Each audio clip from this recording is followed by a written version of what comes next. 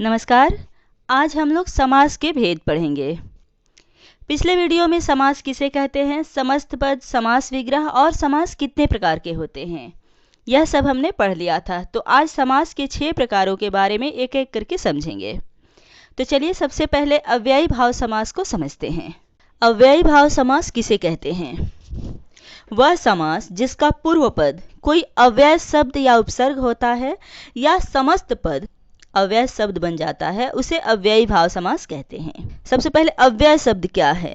तो वे शब्द जो परिवर्तित नहीं होते हैं, लिंग, वचन या काल, किसी भी कारण उसमें कोई परिवर्तन नहीं आता है, उसे अव्यय या अविकारी शब्द कहते हैं। अविकारी यानी उसमें कोई विकार नहीं उत्पन्न होता है, किसी भी परिस्थिति में वो हमेशा अपने रूप में ही रहता है। तो अव्ययी भाव का उदाहरण देखते हैं। आजन्म, इसमें आ पूर्व पद है, जन्म उत्तर पद है। तो आ जो कि पहला पद है वो उपसर्ग है, इसलिए ये अव्ययी भाव हुआ। प्रतिदिन, यहाँ भी प्रति पहला पद उपसर्ग है। बेअसर, इसमें भी बे उपसर्ग हो गया। रातों रात, रातों रात, दिनों दिन, ये अव्यय शब्द बन गए हैं। जब एक ही शब्द की पुनरावृत्ति होती है, यानी एक ही शब्द 2 बार आता है, तो वह अव्यय शब्द बन जाता है। और जब समस्त पद अव्यय बन जाता है तो वह अव्ययी भाव समास होता है।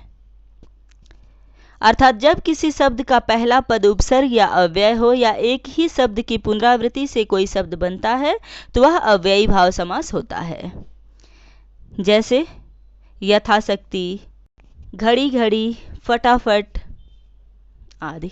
अब द्वंद्व समास, जिस समास का विग्रह करने पर दोनों पदों के बीच और, अथवा, या आदि शब्द आए तो वह द्वंद्व समास होता है। जैसे माता पिता, दिन रात, हार जीत, राधा कृष्ण। अब इन शब्दों का हम विग्रह करेंगे तो माता और पिता, दिन और रात, हार या जीत, राधा और कृष्ण, यानी इन सब के बीच में और या आ रहा है। और एक चीज आप और देख सकते हैं कि ये शब्द या तो एक दूसरे के पूरक है या एक दूसरे के विलोम है। दिन और रात विलोम शब्द है, हार जीत विलोम है, राधा कृष्ण पूरक है। देवासुर, देव और असुर एक दूसरे के विलोम है। तो ये द्वंद्व समास हो गए। अब द्विगु समास, जिस समास का पहला पद संख्यावाचक हो उसे द्विगु समास कहते हैं। इससे समूह का बोध होता है। तो सबसे आसान द्विगु समास को पहचानना होता है, क्योंकि जिस शब्द में सबसे पहले संख्यावाचक आ जाए तो वो द्विगु हो जाता है। जैसे पंचतंत्र, त्रिफला, अठन्नी, शताब्दी। अब इन शब्दों में जो है पंच, त्रि, सत, 8, ये सब संख्यावाचक है। पंचतंत्र, पंचतंत्रों का समूह, त्रिफला 3 फलों का समूह, अठन्नी 8 अन्ना, ये द्विगु समास हो गया। अब बहुव्रीहि समास, जिस समास में कोई भी पद प्रधान न हो बल्कि दोनों पद मिलकर किसी तीसरे पद की ओर संकेत करते हैं, उसे बहुव्रीहि समास कहते हैं। इसको हम उदाहरण से समझते हैं। दशानन, दशानन किसे कहते हैं? रावण को। गजानन, गणेश जी। निशाचर, राक्षस। पदों का हम जब समास विग्रह करते हैं तो 10 है आनन जिसके, दशानन 10 है आनन जिसके, तो इसमें ना 10 की प्रधानता है ना आनन की। एक तीसरा विशेष पद आ रहा है रावण। गजानन, गज के समान आनन है जिसका, अर्थात गणेश।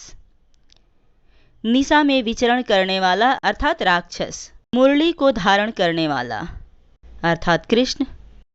तो इसमें जिस भी शब्द में विग्रह करने पे अर्थात आ जाए, यानी कोई तीसरा ही शब्द निकल के आए, तो उसे हम बहुव्रीहि समास कहते हैं। त्रिलोचन, 3 है लोचन जिसके, अर्थात शिव। चतुर्भुज, 4 हैं भुजाएं जिसकी, अर्थात विष्णु। अब यहाँ पे त्रिलोचन, चतुर्भुज, ये बहुव्रीहि समास भी है और आपका द्विगु समास भी हो जाएगा, क्योंकि जो संख्यावाचक पद से शुरू हो रहा है वो द्विगु है, तो ये दोनों समास के अंतर्गत आ सकता है।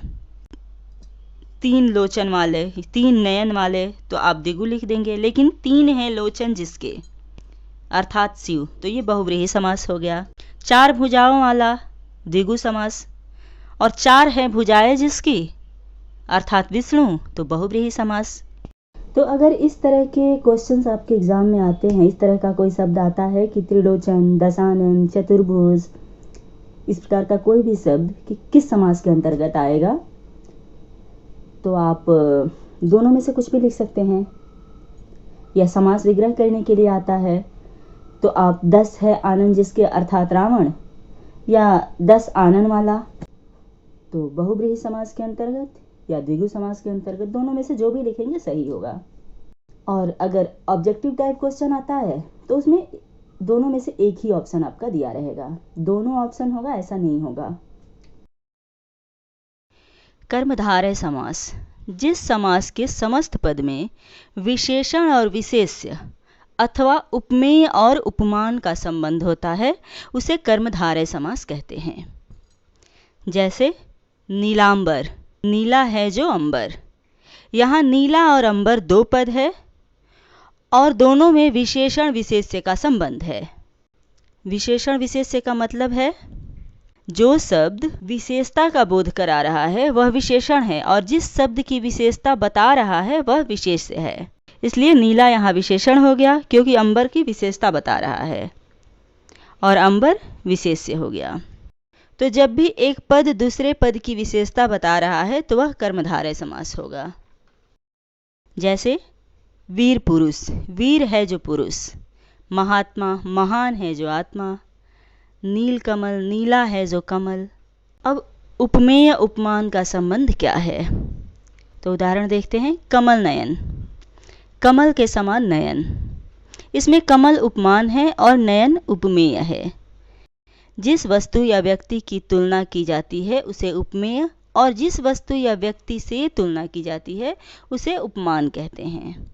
तो यहाँ कमल नयन में नयन की तुलना कमल से की जा रही है कि कमल के समान नयन, तो दोनों पद में उपमेय उपमान का संबंध हो गया, इसलिए कर्मधारय समास है।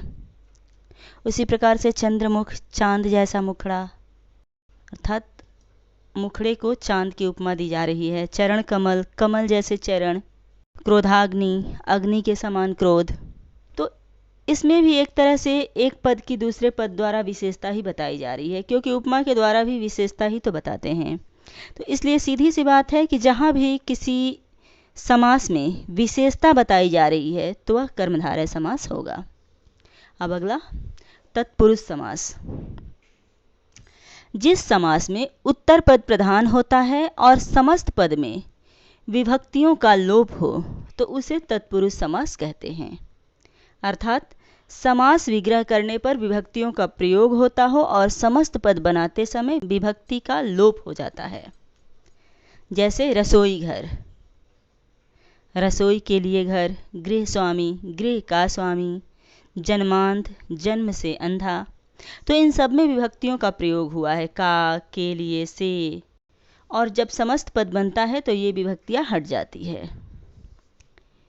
विभक्ति या कारक चिन्ह के बारे में आप सभी को पता ही होगा। 8 प्रकार के जो कारक होते हैं उनके चिन्हों को विभक्ति कहते हैं। कर्ता ने कर्म को करण से संप्रदान के लिए आपादान से संबंध काके की अधिकरण में पे पर संबोधन हे हो अरे। परंतु तत्पुरुष समास में 6 कारकों के ही चिन्ह आते हैं, कर्ता कारक और संबोधन कारक के चिन्ह नहीं आते हैं। इसके अलावा जो 6 कारक है उन्हीं की विभक्तियों के आधार पर ही तत्पुरुष समास के भी 6 भेद किए गए हैं। कर्म तत्पुरुष समास, करण तत्पुरुष समास, संप्रदान तत्पुरुष समास, आपादान तत्पुरुष समास, संबंध तत्पुरुष समास और अधिकरण तत्पुरुष समास। और जिस पद में जिस कारक के चिन्ह का लोप हुआ रहता है उसी कारक का तत्पुरुष समास होता है। जैसे स्वर्ग प्राप्त, स्वर्ग को प्राप्त, कष्ट भोगी, कष्ट को भोगने वाला, तो को जो है कर्म कारक की विभक्ति है इसलिए कर्म तत्पुरुष हुआ। उसके बाद है आपका अकाल पीड़ित, अकाल से पीड़ित, करण तत्पुरुष समास। गुरु दक्षिणा, गुरु के लिए दक्षिणा, संप्रदान तत्पुरुष समास। तो जब भी किसी समासिक पद का विग्रह करने पर विभक्ति आती है तो वह तत्पुरुष समास होता है।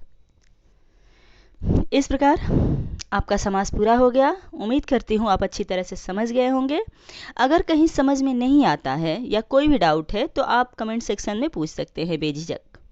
और वीडियो अच्छा लगा हो, समझ में आया हो तो लाइक ज़रूर कीजिएगा, तभी मुझे समझ आता है कि हाँ मेरा पढ़ाने का तरीका अच्छा है, आप लोगों को समझ में आ रहा है, तो फिर आगे वीडियो बनाने का मन भी होता है। इसलिए अगर सच में वीडियो आप सबके लिए उपयोगी है तो लाइक ज़रूर कीजिएगा। धन्यवाद।